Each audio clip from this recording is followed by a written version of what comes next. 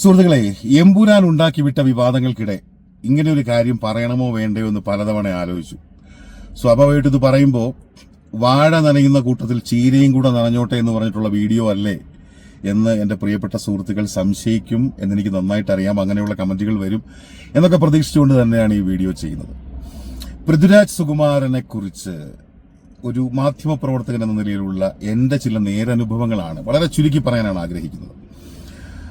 എന്റെയൊക്കെ സുഹൃത്തുക്കൾ, എന്റെയൊക്കെ കാലഘട്ടത്തിൽ എന്റെയൊക്കെ ഒരുപാട് സുഹൃത്തുക്കൾ പൃഥ്വിരാജിനെ തുടക്കകാലങ്ങളിൽ വല്ലാതെ കളിയാക്കിയിട്ടുണ്ട്. അതായത് അപ്കമിങ് സ്റ്റാർ എന്ന് എപ്പോഴും സ്വയം അവകാശപ്പെടുന്ന പൃഥ്വിരാജ്, അങ്ങനെ ഒരു ചെറുപ്പക്കാരൻ, അഹങ്കാരത്തിന്റെയും ധിക്കാരത്തിന്റെയും ഒക്കെ മൂർത്തിമത് ഭാവമായ ഒരു മനുഷ്യൻ എന്നൊക്കെ ഇങ്ങനെ പറഞ്ഞ് കളിയാക്കും. അദ്ദേഹം തന്നെ സ്വയം പറയുമത്രേ, പൃഥ്വിരാജ് തന്നെ സ്വയം പറയുമത്രേ, I am an upcoming star എന്ന് പൃഥ്വിരാജ് തന്നെ സ്വയം പറയുമെന്നൊക്കെ പറഞ്ഞുകൊണ്ട് നമ്മുടെയൊക്കെ ഫ്രണ്ട് സർക്കിളിൽ വല്ലാതെ വിമർശിക്കപ്പെട്ടിരുന്ന ഒരു ചെറുപ്പക്കാരനായിരുന്നു പൃഥ്വിരാജ്. പൃഥ്വിരാജിനെ ആദ്യമായി നേരിൽ കാണുന്നത് 2008-ലോ 2009-ലോ ആണ്. 16-17 വർഷങ്ങൾക്ക് മുൻപാണ്. ഒരു മാധ്യമപ്രവർത്തകൻ എന്ന നിലയിൽ പൃഥ്വിരാജിനെ ഇന്റർവ്യൂ ചെയ്യാനുള്ളൊരു അവസരം കിട്ടുന്നു. എന്റെ ഓർമ്മയിൽ അത് റോബിൻഹുഡ് എന്ന് പറയുന്ന സിനിമയുടെ പ്രൊമോഷനുമായി ബന്ധപ്പെട്ടാണ്. ആ സമയത്ത് റോബിൻഹുഡ് സിനിമ ഇറങ്ങി നിൽക്കുന്ന ഒരു സമയത്താണ് പൃഥ്വിരാജുമായി നേരിൽ കാണാനും അദ്ദേഹത്തിന്റെ ഒരു ഇന്റർവ്യൂ എടുക്കാനുമുള്ള ഒരവസരം കിട്ടുന്നത്. സത്യത്തിൽ ആ ഒരു ഇന്റർവ്യൂവിന് പോയിരുന്ന് അപ്പോൾ ഏതാണ്ട് ഒരു മാധ്യമപ്രവർത്തനം തുടങ്ങി ഒരു 3-4 വർഷം കഴിയുന്നുണ്ട്. അങ്ങനെ പലതരത്തിൽ ഈ സിനിമയുമായി ബന്ധപ്പെട്ട് തന്നെ പലരെയും നേരിട്ട് കണ്ടിട്ടുണ്ട്, അഭിമുഖം നടത്തിയിട്ടുണ്ട്, ഒക്കെ ചെയ്തിട്ടുണ്ട്. പക്ഷേ ഈ മനുഷ്യന്റെ മുമ്പിൽ പോയിരുന്നപ്പോൾ, മനുഷ്യൻ എന്ന് പറഞ്ഞാൽ ചെറുപ്പക്കാരൻ, അന്ന് പൃഥ്വിരാജിന് എത്ര വയസ്സുണ്ടാവും?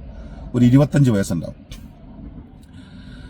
അയാളുടെ മുമ്പിൽ പോയിരുന്നപ്പോൾ ഈ ലോകത്ത് നമ്മൾ അത്രയും കാലവും നമ്മൾ കണ്ടതിൽ വെച്ച് ഏറ്റവും കോൺഫിഡന്റ് ആയ ഒരു മനുഷ്യൻ. അയാൾക്കത് എന്തിന്റെ കോൺഫിഡൻസ് ആണെന്ന് നമുക്കറിയില്ല. അത് ഞാൻ ആ അഭിമുഖം അയാളുടെ മുമ്പിൽ ഇരിക്കുമ്പോൾ തന്നെ നമ്മുടെ മുഴുവൻ ഊർജവും ചോർന്നു പോകുന്നൊരവസ്ഥയാണ്. അത്രയും പവർഫുൾ ആയ ഒരു ചെറുപ്പക്കാരൻ, എല്ലാ തരത്തിലും വളരെ അല്ലെങ്കിൽ വളരെ ബ്രില്യന്റ് ആയി ചോദ്യങ്ങൾക്ക് ഉത്തരം പറയുന്ന, നമ്മളോടൊക്കെ ഒരു വേണമെങ്കിലും ഒരു പകുതി പുച്ഛഭാവമൊക്കെയാണ് എന്ന് വേണമെങ്കിലും പറയാം. ആ നിലയ്ക്ക് വല്ലാത്ത കോൺഫിഡൻസ് പ്രകടിപ്പിക്കുന്ന ഒരു നടനെ 2008 അല്ലെങ്കിൽ 2009 നേരിട്ട് കാണുന്നു. അപ്പോൾ ഇദ്ദേഹത്തിന്റെ ഇന്റർവ്യൂ എടുത്ത ശേഷം ഞാൻ ഒരുപാട് സുഹൃത്തുക്കളോട്, ആൺ സുഹൃത്തുക്കളോടും പെൺ സുഹൃത്തുക്കളോടും ഒക്കെ പറഞ്ഞു, ഇതെന്തൊരു മനുഷ്യൻ, എന്തൊരു ചെറുപ്പക്കാരനാണത്, ഇയാൾക്ക് എന്തൊരു കോൺഫിഡൻസ് ആണ്, ഇയാൾക്ക് എവിടെ നിന്നാണ് ഇത്രയും കോൺഫിഡൻസ് കിട്ടുന്നത്? അയാളിൽ നിന്ന് സത്യം പറഞ്ഞാൽ നമ്മളിലേക്ക് ഇരച്ചു കയറുന്ന ഒരു തരം കോൺഫിഡൻസ് ഉണ്ട്. എന്തിനേയും അഭിമുഖീകരിക്കാൻ ശേഷിയുള്ളൊരു മനുഷ്യനാണ് താൻ എന്നൊരു തോന്നൽ നമ്മളിൽ ഉണ്ടാക്കുന്നുണ്ട്. ആരെയാണ് പേടിക്കുന്നത് എന്നൊക്കെയുള്ളൊരു തോന്നലാണ് സത്യത്തിൽ അയാളുമായി സംസാരിച്ചുകൊണ്ടിരിക്കുമ്പോൾ തോന്നിയത്. അതിനുശേഷം വീണ്ടും ഇദ്ദേഹത്തെ കാണുന്നത് 2011-ലാണ് ഏഷ്യാനെറ്റിന്റെ സ്റ്റുഡിയോ, കൊച്ചി സ്റ്റുഡിയോയിൽ വെച്ചാണ്. അവിടെ പിന്നെ ഈ മിക്കവാറും എല്ലാ ദിവസവും ഈ സിനിമ ന്യൂസ് ഉണ്ട്, ഫിലിം ന്യൂസ്, അതിന്റെ പേര് കറക്റ്റ് ഞാൻ പെട്ടെന്ന് ഓർക്കുന്നില്ല. പ്രജുല ചെയ്തുകൊണ്ടിരുന്ന, പ്രജുല കമലേഷ് ചെയ്തുകൊണ്ടിരുന്ന ഷോയാണ്, അരമണിക്കൂർ ഷോയാണ്. അപ്പൊ സിനിമകളുടെ പ്രൊമോഷനുമായി ബന്ധപ്പെട്ട് മിക്കവാറും സ്റ്റാർസ് ഒക്കെ വരാറുണ്ട്. ആ കൂട്ടത്തിൽ എനിക്ക് തോന്നുന്നത് അർജുനൻ സാക്ഷി എന്ന സിനിമയുടെ പ്രൊമോഷനുമായി ബന്ധപ്പെട്ടായിരിക്കണം പൃഥ്വിരാജ് 2011 ഏഷ്യാനെറ്റിന്റെ കൊച്ചി സ്റ്റുഡിയോയിൽ അതിഥിയായി വരുന്നുണ്ട്. അപ്പൊ അവിടെ ഈ താരങ്ങളൊക്കെ സ്ഥിരമായി വരുന്നതുകൊണ്ട് അവിടെ ജേർണലിസ്റ്റുകളൊന്നും അങ്ങനെ ഈ താരങ്ങളെയൊന്നും അങ്ങനെ മൈൻഡ് ചെയ്യാറില്ല. കാരണം അവരുടെ ഒരു ആവശ്യത്തിനാണല്ലോ വരുന്നത്. സിനിമാ പ്രൊമോഷനുമായി ബന്ധപ്പെട്ട് വരുന്നവരെ നമ്മളങ്ങനെ മൈൻഡ് ചെയ്യേണ്ടെന്നൊരു തോന്നൽ. പക്ഷേ ഈ മുൻപ് എടുത്തൊരു അഭിമുഖത്തിന്റെ ഒരു അനുഭവം ഉള്ളതുകൊണ്ട് തന്നെ ഞാൻ ഇദ്ദേഹത്തിന്റെ പിറകെ ചെന്നു. അദ്ദേഹം ലോഞ്ചിൽ, ഈ ഫ്ലോറിന് നേരെ, സ്റ്റുഡിയോയ്ക്ക് നേരെ ഓപ്പോസിറ്റുള്ള ലോഞ്ചിൽ ഇരിക്കുന്നു. ഞാൻ അവിടെ ചെന്ന് സംസാരിക്കുന്നു. ഞാൻ 2-3 വർഷം മുമ്പ് ഇന്റർവ്യൂ എടുത്തിട്ടുണ്ട്, ഞാൻ ഓർക്കുന്നുണ്ടെന്നൊക്കെ പറയുന്നു. ശരി. അപ്പൊ ഞാനിങ്ങനെ ഈ നമ്മളെന്തെങ്കിലും കുശലാന്വേഷണം പോലെ ചോദിക്കണമല്ലോ. അപ്പൊ ഞാൻ ഇങ്ങനെ ചോദിക്കുന്നു, പൃഥ്വിക്ക് ഒരു ചായ വേണോ, ചായ കുടിക്കുന്നോ? അപ്പൊ പെട്ടെന്ന് പറയുന്നു, എനിക്കൊരു ചായ കിട്ടിയാൽ കൊള്ളാമെന്ന് പറയുന്നു. അപ്പൊ സത്യത്തിൽ ഞാൻ പെട്ട അവസ്ഥയായി. ചിലപ്പം പൃഥ്വിരാജ് അത് മിക്കവാറും ചായ വേണ്ടാന്ന് പറയുമെന്നാണ് ഞാൻ വിചാരിച്ചത്. രാത്രി 7:45 കഴിഞ്ഞു. അപ്പൊ പെട്ടെന്ന് ഈ പറഞ്ഞു പോകുമ്പോൾ കുറച്ച് ദീർഘമായി പോകുന്നെങ്കിൽ ദയവായി ക്ഷമിക്കുക. അപ്പൊ നമ്മുടെ ഈ കൊച്ചി ഓഫീസിൽ കാര്യങ്ങളൊക്കെ നോക്കുന്ന, നമുക്ക് ഈ അത്യാവശ്യം കാര്യങ്ങളൊക്കെ വാങ്ങിച്ചു തരുന്ന, അതുപോലെ നമുക്ക് പെറ്റി ക്യാഷ് ഒക്കെ തരുന്ന, നമ്മളെല്ലാവരും ക്യാപ്റ്റൻ എന്നാണ് അദ്ദേഹത്തെ വിളിക്കുന്നത്. ആ ചേട്ടന്റെ പേര് ഞാൻ പെട്ടെന്ന് വിട്ടുപോയി. ഞാൻ പുള്ളിയോട് പോയി പറഞ്ഞു, ചേട്ടാ പൃഥ്വിക്കൊരു ചായ വേണോന്ന് പറയുന്നു. അപ്പൊ പറഞ്ഞു, ഫിറോസ്, ചായ ഇപ്പൊ പെട്ടെന്ന് കിട്ടാൻ വകുപ്പില്ല, അപ്പൊ നമുക്ക് കുടിക്കാൻ വേണ്ടി ഉള്ള സംവിധാനം കട്ടൻ ചായ നമുക്ക് കൊടുക്കാം എന്ന് പറയുന്നു. ഞാൻ തിരിച്ചു ചെന്ന് വീണ്ടും ചോദിക്കുന്നു, പൃഥ്വിക്ക് ചായ ഇപ്പോൾ ഇവിടെ ഇല്ല, കട്ടൻ ചായ മതിയാവോ? യെസ് എനിക്ക് ബ്ലാക്ക് ടീയോ ബ്ലാക്ക് കോഫിയോ ആണ് വേണ്ടതെന്ന് പറയുന്നു. അങ്ങനെ എനിക്ക് തോന്നുന്നൊരു ബ്ലാക്ക് കോഫിയും ക്യാപ്റ്റൻ റെഡിയാക്കി തന്നൊരു ബ്ലാക്ക് കോഫിയും കൊണ്ട് ഞാൻ തന്നെയാണ് കൊണ്ട് പൃഥ്വിയുടെ കയ്യിൽ കൊടുക്കുന്നത്. അപ്പോൾ അതിനുശേഷം ഈ സെഷൻ കഴിഞ്ഞിട്ട് ഇന്റർവ്യൂ അല്ലെങ്കിൽ ഈ സിനിമയുടെ പരിപാടി കഴിഞ്ഞിട്ട് തിരിച്ചിറങ്ങി പോകുന്ന വഴിക്ക് എല്ലാവരെയും ഒന്ന് കണ്ടു ചിരിക്കുന്നുണ്ട്. പക്ഷേ എനിക്ക് വന്നൊരു കയ്യൊക്കെ തന്നിട്ടാണ് പോകുന്നത്. ചായ കൊണ്ട് കൊടുത്തൊരു സ്നേഹമുണ്ടല്ലോ. അതിനുശേഷം 2015 എൻ്റെ ഏറ്റവും അടുത്ത സുഹൃത്തായിരുന്ന എൻ്റെ കൊളീഗൊക്കെ ആയിരുന്ന RS വിമലിന്റെ എന്ന് നിന്റെ മൊയ്തീൻ എന്ന സിനിമയുടെ റിലീസിംഗുമായി ബന്ധപ്പെട്ടാണ് വീണ്ടും പൃഥ്വി കാണുന്നത്.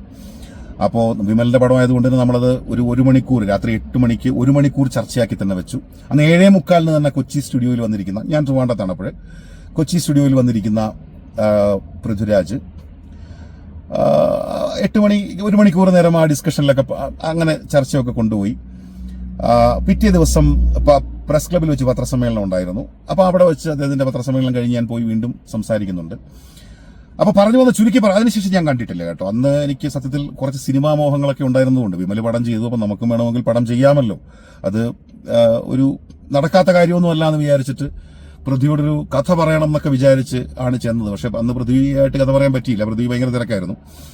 പൃഥ്വി അങ്ങനെ ജസ്റ്റ് ഒന്ന് സംസാരിച്ചിട്ട് അങ്ങ് പോയി. അതിനുശേഷം മറ്റൊരു കഥ അന്ന് ടൊവിനോയോട് പറഞ്ഞു. മീൻസ് ടൊവിനോ അന്ന് അപ്പു എന്ന് പറയുന്ന കഥാപാത്രവും ചെയ്ത് വളരെ അത്ര അങ്ങ് എസ്റ്റാബ്ലിഷ് ആയിട്ടില്ല. അപ്പൊ ആ കഥ ടൊവിനോയും പ്രസ് ക്ലബിന്റെ ഫ്രണ്ടിൽ നിന്ന് ഇങ്ങനെ താഴെ നിന്നിട്ട് ഇങ്ങനെ വളരെ കാഷ്വലായി എത്രയോ നേരം സംസാരിച്ചു. ഈ ടൊവിനോയും ഇപ്പൊ ഈ ഡിസ്കഷൻസിന്റെ ഒക്കെ ഭാഗമായി വരുന്നതുകൊണ്ട് പറഞ്ഞങ്ങ് അവസാനിപ്പിക്കുകയാണ്. ഏതായാലും ടൊവിനോ അടുത്ത വർഷം നമുക്ക് ഫുൾ സ്ക്രിപ്റ്റുമായിട്ട് ഇരിക്കാന്നൊക്കെ പറഞ്ഞു. എന്തായാലും ഞാനും അതുമായി ബന്ധപ്പെട്ട് എനിക്ക് ഫോളോ ചെയ്ത് പോകാൻ പറ്റിയിട്ടില്ല. അപ്പൊ അവരൊക്കെ വലിയ വലിയ നിലകളിലേക്ക് എത്തുന്നത് നമുക്ക് വലിയ സന്തോഷമുള്ള കാര്യമാണ്. അപ്പൊ പൃഥ്വിരാജ് എന്ന് പറയുന്ന നടൻ, അയാൾ മറ്റൊരു നടനെയും പോലല്ല. അയാളുടെ ഏറ്റവും വലിയ ഒരു പ്രത്യേകത അയാളുടെ കോൺഫിഡൻസ് ആണ്. ഒരുപക്ഷെ അയാളുടെ പ്രിയതമ അങ്ങനെ പറയുന്നതിൽ പോലും തെറ്റില്ല. ആളറിഞ്ഞ് കളിക്കട എന്ന് പറയുന്നതിൽ തെറ്റില്ല. കാരണം ആളറിഞ്ഞ് കളിക്കേണ്ടി വരും പൃഥ്വിരാജിനോട്. ഒരുപക്ഷെ മമ്മൂക്കയും മോഹൻലാലും കഴിഞ്ഞാൽ മലയാളം സിനിമാ ഇൻഡസ്ട്രിയിൽ ഒരുപാട് നല്ല നടന്മാരുണ്ട്. ഫഹദ് ഫാസിലോ DQO അല്ലെങ്കിൽ കുഞ്ചാക്കോ ബോബനോ ടൊവിനോ, അങ്ങനെ ഒരുപാട് നല്ല നടന്മാരുണ്ടല്ലോ, ആസിഫ് അലിയോ ഒക്കെ ഉണ്ട് നമുക്ക്. പക്ഷേ ഒരു ഫിലിം പേഴ്സണാലിറ്റി എന്ന നിലയിൽ, ഒരു പാൻ ഇന്ത്യൻ ഒരു താരം എന്ന നിലയിൽ എനിക്ക് തോന്നുന്നത് മലയാള സിനിമാ രംഗത്ത് നിന്ന് ഏറ്റവും കൂടുതൽ പേരെടുക്കാൻ സാധ്യതയുള്ളത് ചിലപ്പോൾ മമ്മൂട്ടിക്കും മോഹൻലാലിനും ഒപ്പം അവരോടൊപ്പം തലപ്പൊക്കമോ ആൾപ്പൊക്കമോ ഒക്കെ ഉണ്ടാവാൻ സാധ്യതയുള്ളൊരു നടൻ പൃഥ്വിരാജാണ്. ഒരുപാട് കളിയാക്കലുകൾ കേട്ട് ആണ് ആ ചെറുപ്പക്കാരൻ വന്നത്. ഒരുപാട് ട്രോളപ്പെടുകയും ഒരുപാട് കളിയാക്കപ്പെടുകയും ഈ ട്രോളുകളൊക്കെ ഉണ്ടാകുന്നതിന്, ട്രോൾ എന്ന പദമുണ്ടാകുന്നതിന് മുമ്പ് തന്നെ എനിക്ക് തോന്നുന്നു ട്രോളപ്പെട്ടൊരു മനുഷ്യനായിരിക്കും പൃഥ്വിരാജ്. പക്ഷെ അതൊക്കെ അഭിമുഖീകരിച്ചുകൊണ്ട് അതെല്ലാം തരണം ചെയ്തുകൊണ്ട് എത്ര മനോഹരമായിട്ടാണ് അയാൾ മലയാള സിനിമ രംഗത്ത്, ഇന്ത്യൻ സിനിമ രംഗത്ത് അയാളുടേതായ ഒരു ഇരിപ്പിടമുണ്ടാക്കി അങ്ങനെ ഒരു കസേര വലിച്ചിട്ട് അതിൽ കയറി ഇങ്ങനെ വിരിഞ്ഞിരിക്കുന്നത് എന്ന് നമ്മൾ കാണുകയാണ്. രാജ്യം കാണുകയാണ്, ലോകം കാണുകയാണ്. അത് കാണുമ്പോൾ വലിയ സന്തോഷമുണ്ട്. അയാളിൽ നിന്ന് ഇതിനപ്പുറവും നമുക്ക് പ്രതീക്ഷിക്കേണ്ടി വരും. അയാൾ ഒരു താരം തന്നെയാണ്. ഒരു മാധ്യമപ്രവർത്തനം എന്ന നിലയിൽ നമുക്ക് ഇത്തരം ഒരുപാട് അവസരങ്ങൾ കിട്ടും. അത് മാധ്യമപ്രവർത്തനം നമുക്ക് തരുന്ന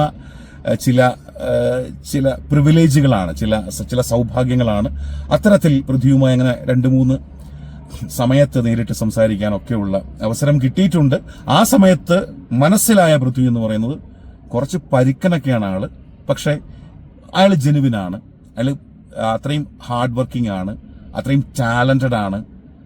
അയാളെ കൊണ്ട് പറ്റും പല കാര്യങ്ങളും. ഇതിനപ്പുറം ഇനി എമ്പുരാനും മുകളിലായിരിക്കും ചിലപ്പോൾ ഇനിയിപ്പോൾ അടുത്തതായിട്ട് വരാൻ പോകുന്ന L3 അല്ലെങ്കിൽ L3 എമ്പുരാൻ എന്ന് പറയുന്ന, എനിക്ക് തോന്നുന്നു അസ്രായിലോ അങ്ങനെയൊക്കെ ഉള്ള വൻ സംരംഭങ്ങൾ, അത്ഭുതങ്ങളൊക്കെ ആ ചെറുപ്പക്കാരിൽ നിന്ന് നമ്മൾ പ്രതീക്ഷിക്കണം എന്നാണ് വ്യക്തിപരമായ അനുഭവത്തിൽ നിന്ന് പറയാനുള്ളത്. ആമുഖമായി പറഞ്ഞ പോലെ വാഴ നനയുമ്പോൾ ചീരയും കൂടി നനയട്ടെ സുഹൃത്തുക്കളെ.